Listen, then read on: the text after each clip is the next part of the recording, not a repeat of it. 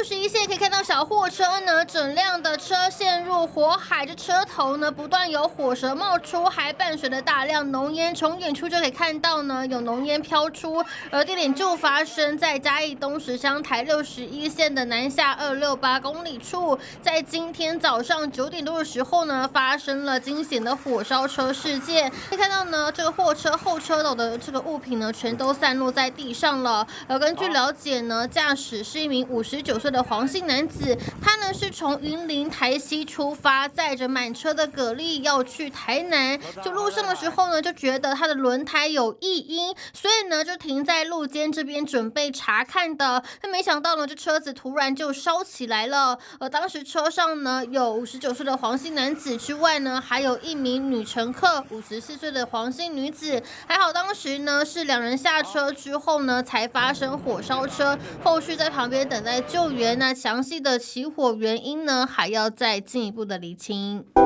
想看最完整的新闻内容，记得下载 TVBS 新闻网 APP。